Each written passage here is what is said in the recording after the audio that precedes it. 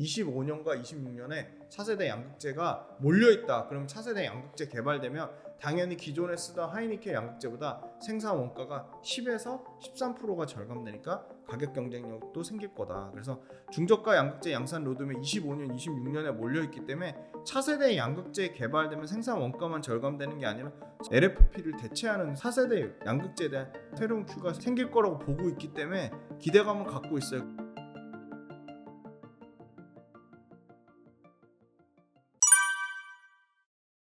네, 2분기 가격 빠졌고 2분기부터 가격 빠지기 시작했죠. 3분기 판가 빠졌고 그럼 2분기 3분기 빠졌는데 내년에 판가 빠질 거냐?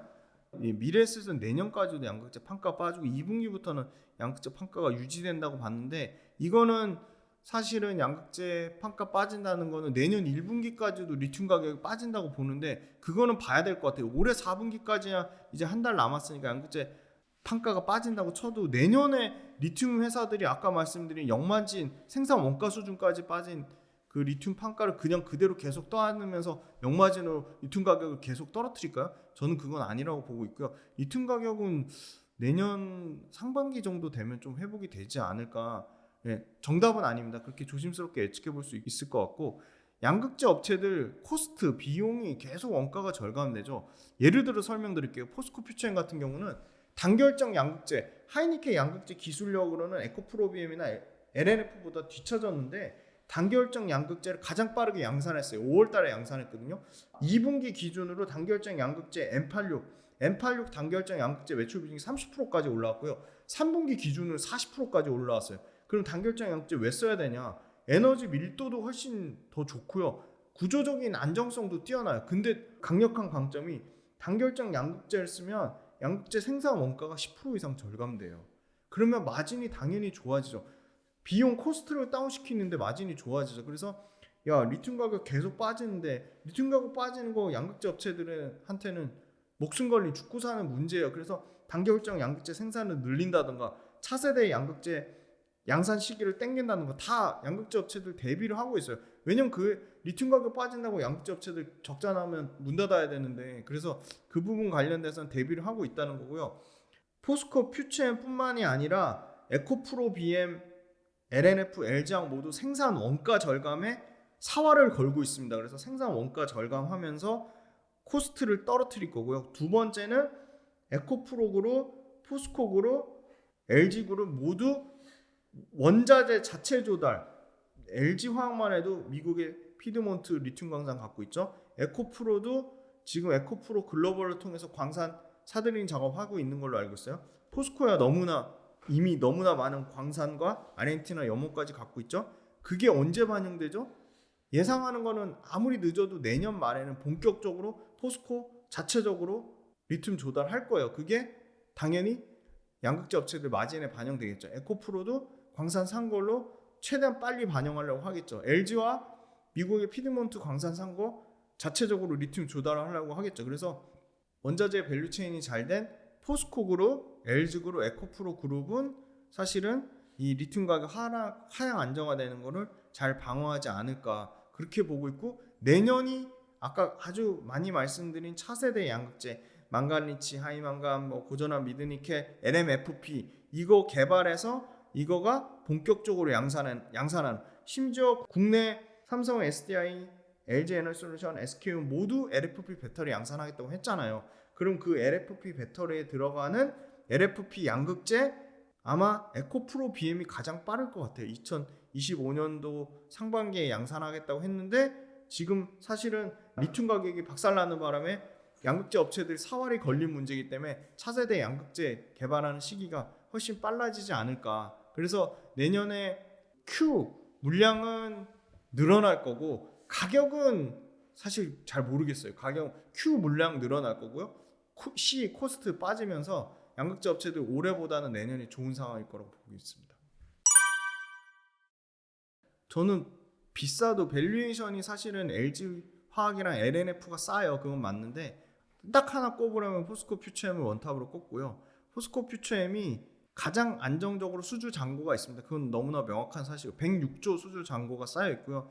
그래서 매출과 이익 증가율도 코스모신 소재가 매출과 이익 증가율이 제일 높긴 한데 코스모신 소재는 캐파 사이즈가 너무 작고요.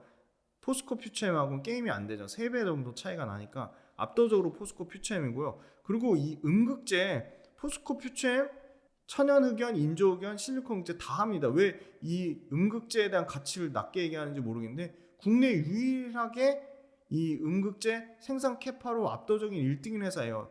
포스코 퓨처엠 음극재 생산 캐파가요 2027년 기준으로 30만 톤, 2029년 기준으로 37만 톤, 현재 기준으로는 8만 2천 톤이니까 37만 톤까지 몇 배죠? 약 5배 음극재 쪽도 생산 캐파 키울 것으로 예상하고 있기 때문에 포스코 퓨처엠이 가장 좀 실적에 대한 가식성이 높고요. 아까 재무구조도 탄탄해요. 근데 다만 부채 비율은 조심해야 되고, 에코프로 BM하고 많이 비교를 하실 것 같은데 에코프로 BM은 매출의 일부가 에코프로 GEM이라고 해가지고 삼성 합작이 있어요. 삼성 SDI 합작. 그럼 그것도 실적이 쪼개져야 되는데 포스코 퓨처엠은 포스코 퓨처엠이 100% 가져가요. 그러니까 실적에 대한 안정성 측면도 포스코 퓨처엠이 훨씬 높다. 저는 그렇게 말씀드리고, 밸류에이션 싼 걸 만약에 고르라고 하면 저는 LG화학을 고를 것 같아요. LG화학도 당장 내년부터는 양극재 회사가 속한 첨단 소재 사업부의 매출가익이 급격하게 늘어나서 이제는 기초석유화학 사업부보다 첨단 소재 사업부의 매출과 이익 비중이 커질 거예요. 그러면 이제 LG화학도 어떻게 보면 완전히 양극재 회사라고 할 수 있는데 LG화학 밸류에이션 보면은 석유화학 평균보다도 떨어지는 밸류에이션이에요. LG화학 지금 PER 내년 기준으로 13배밖에 안 됩니다. 너무 싸다고 보고 있고요. 그래서 저는 포스코 퓨처엠, LG화학 그렇게 말씀드리겠습니다.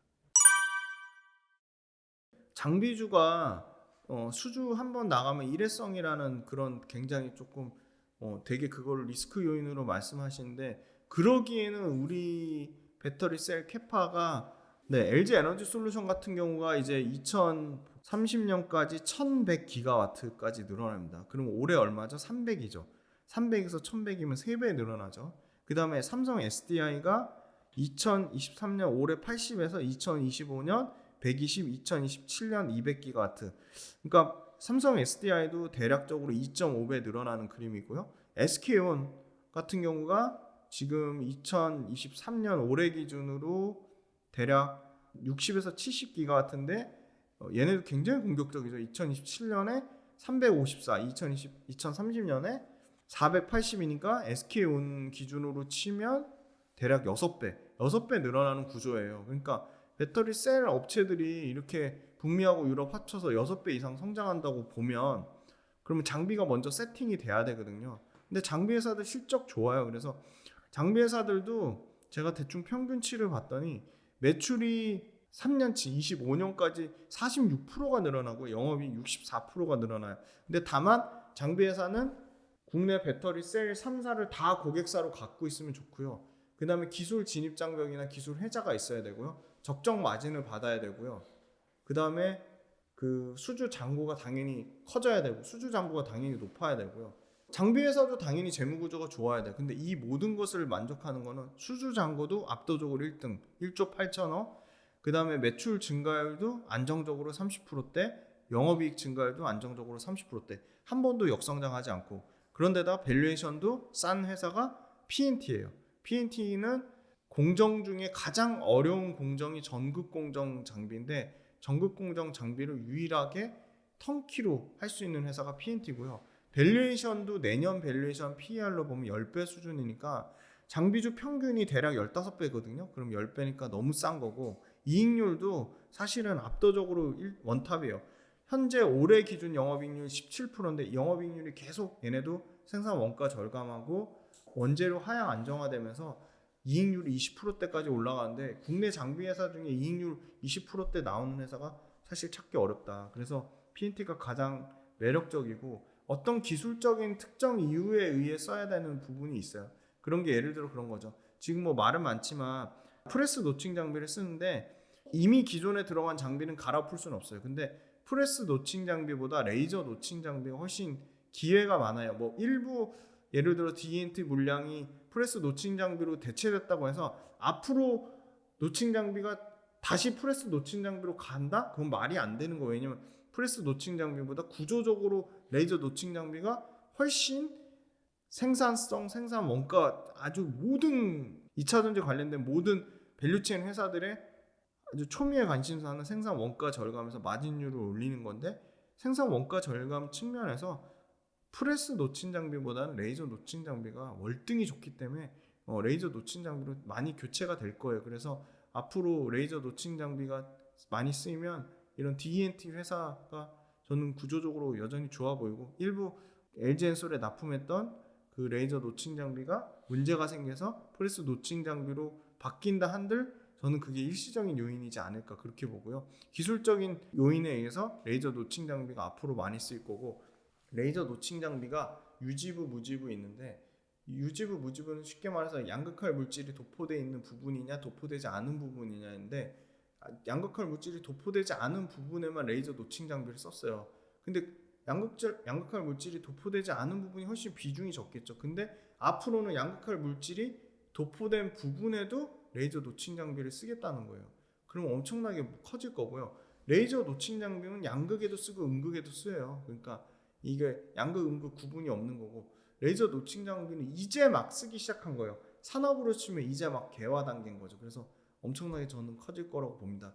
단지 레이저 노칭 장비를 못 쓰는 이유는 장비값이 비싸고 아까 말씀드린 이미 장비가 세팅되어 있는 데는 못 들어가요. 신규로 나오는 데만 들어가는데 앞으로 캐펙스 늘어나는 거 말씀드렸잖아요. 신규로 엄청나게 캐펙스가 늘어난다. 그런 측면으로는 어떤 기술적인 혜자를 갖고 있는 회사가 매력적이고 그 다음에 유럽의 장비 회사들이 중국산 장비 썼다가 문제가 돼가지고 국내 장비 회사들에 대한 선호도가 굉장히 높습니다. 그래서 유럽에서는 장비도 중국산 배제하려고 하고 있고요. 미국 마찬가지고요. 그래서 저는 장비 회사도 기회가 있다고 보고 있습니다. 근데 장비 회사가 사실은 일회성 수주에 대한 리스크 때문에 밸류에이션이 싼데 그 중에 당연히 P&T나 하나기술이나 뭐 윤성 FNC 이런 회사들은 분명히 차별화된 모습을 보일 것이라고 예상하고 있습니다. 생산 원가 지금 절감 가장 먼저 빠르게 한 게 포스코 퓨처엠이 단결적 양극재 매출 비중이 3분기 기준으로 40%까지 올라오면서 내년에 아마 60% 가까이 단결적 양극재가 차지할 것 같아요. 그래서 엄청나게 원가 절감이 될 것 같고요. 양극재 단에서 포스코 퓨처엠이 가장 선두가 될 것 같고 원자재를 자체 조달하면 당연히 생산 원가가 엄청나게 절감될 건데 그 측면도 포스코 퓨처엠이 내년에 포스코 홀딩스로부터 리튬과 니켈과 코발트와 망간을 조달받으면 당연히 엄청나게 세이브가 될 것 같고 그 다음으로 원가 절감이 잘 될 만한 게 LG화학입니다. LG화학 이미 호주, 인도네시아 니켈 강산을 아예 사버리고요. 호주, 미국에서 리튬 강산을 갖고 있죠. 그 부분이 본격적으로 LG화학도 24년도에 아마 반영이 좀 되지 않을까. 리튬과 니켈을 자체 조달하는 측면에서 그 부분은 상당히 영향을 미칠 것 같고 그 다음에 차세대 양극재가 아까 단결적 양극재만 말씀드렸지만 비싼 니켈과 코발트의 비중을 급격하게 줄이는 NMX 그 다음에 OLO 미드니켈 그리고 LLO 고전압 망간리치 그 다음에 LMFP 이게 차세대 양극재로 많이 거론이 되는 건데요. 아마 에코프로비엠이 가장 빠를 것 같아요. 에코프로비엠이 이 OLO 고전압 미드니켈 양극재랑 LFP 양극재를 아마 25년 초에 양산하지 않을까 그렇게 보고 있고요. 포스코 퓨처엠은 LMFP 그죠? LFP에 망간을 추가한 LMFP를 포스코 퓨처엠은 25년도 하반기에 양산을 예상을 하고 있고요.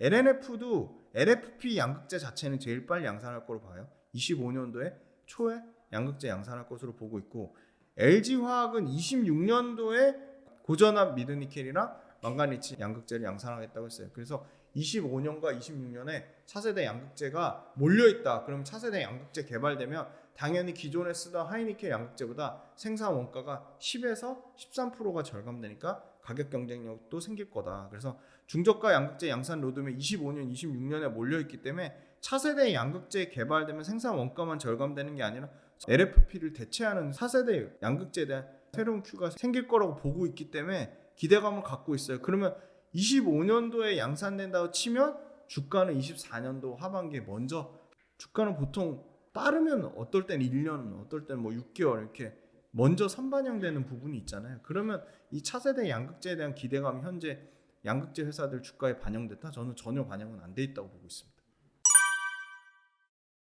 네, 2차전지 투자하신 분들이 뭐 진짜 초단타 트레이더처럼 오늘 사서 내일 팔고 또 모레 사고 그런 목적으로 하신 분은 저는 한 분도 없다고 생각해요. 이게 반도체를 뛰어넘는 구조적으로 어떻게 보면 굉장히 너무나 소중한 기간 산업이고 2차전지 배터리 하는 이유가 너무 좋은 게요.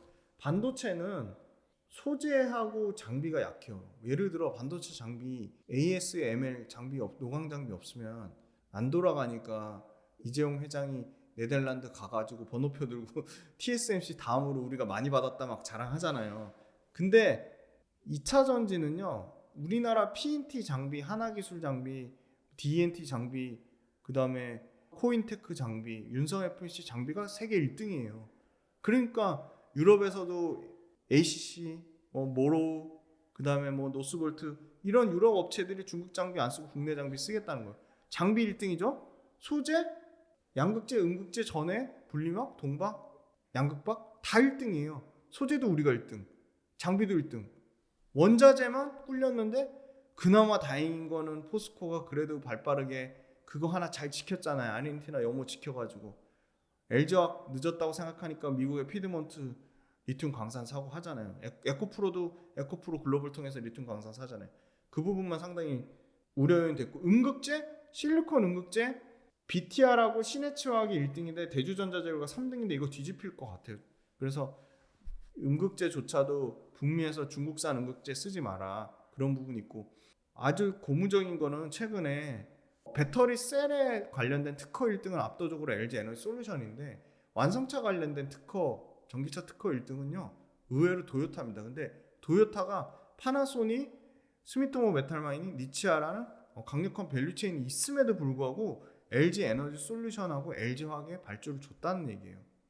그거는 지금은 약간의 수주 공백기는 있지만 그 대형 수주가 나와야 돼요. 그래야지 다시금 양극재 업체들이나 이 배터리 소재 업체들한테 이거는 돌 것 같아요. 다시 소위 말하는 긍정적인 투자 심리 회복이 될 것 같은데, 대형 수주 계약이 나와야 되고요. 생각보다 우려하는 것처럼 리튬 가격 빠지는 거에 대해서는 양극재 업체들이 잘 대비를 하고 있다. 저는 제일 중요한 거, 소비자들이 전기차를 선택을 안 해주면 결국은 끝나는 거건데, 전기차 소비자들이 선택 안 하면 아까 영국 보셨죠? 강제해요. 그리고 심지어 최근에 벌금만 5,700억 이상을 벌금을 맞은 업체가 있어요 지금. 근데 그게 아마 내년 내후년으로 가면 조 단위로 벌금을 때려 맞을 거예요. 그래서 소비자의 선택을 강제하는 부분이 있기 때문에 이게 얼마나 실효성이 있는지 그걸 지켜보는 게 중요할 것 같고요. 국내 업체들의 소재업체, 장비업체, 셀업체의 경쟁력은 여전히 견고하다. 근데 단기간에 주가가 너무 빠르게 올라서 그거를 단기간에 오른 부분을 정상화한 부분이 있다. 그래서 예전에는 2차전지 관련된 업체들이 2차전지 타이틀을 달면 다 갔다면 내년에는 극명하게 갈릴 거다. 그래서 꼼꼼히 따져보세요. 고객사 다변화되어 있는지, 매출과 이익 성장률이 꺾이지 않는지, 재무구조 이거 탄탄한지. 왜냐면 2차전지 회사들은 계속 외부에서 차입을 해서 투자를 해야 돼요. 재무구조 탄탄한지, 그 다음에 적정 수준의 마진을 받는지. 양극재 업체들이라고 마진 다 나쁘지 않아요. LG화학 같은 경우는요 2분기 기준으로 양극재 마진은 8.3%예요. LNF 2.2%인데 LG화학은 8.3%, 4배 차이 나죠. 그렇게 차별화가 된다는 거예요. 적정 마진, 고객사 다변화, 그 다음에 결국은 올려주는 수급의 주체가 있어야 돼요. 외국인 수급의 주체가 어디가 가장 좋은지, 이 5가지를 꼭 체크해 보셨으면 좋겠습니다. 네, 오늘 첫 출연 이렇게 해서 너무 감사했고요. 앞으로 계속 제가 2차전지 관련돼서 업데이트 해드리고, 2차전지 말고 좀 디테일하게 분석해야 될 매력적인 산업이 나오면 신사임당 와서 또 자세히 말씀드릴게요. 그리고 2차전지 관련돼서는 앞으로는 좀 다양한 각도로 팩트 체크를 좀 하셨으면 좋겠고, 7대 성장하는 산업 10대 기업 분석 스터디라는 또 굉장히 혼신의 힘을 다해서 만든, 원래는 20강이지만 50강짜리 강의를 만들었는데 이 강의도 많은 관심 좀 부탁드리겠습니다. 감사합니다.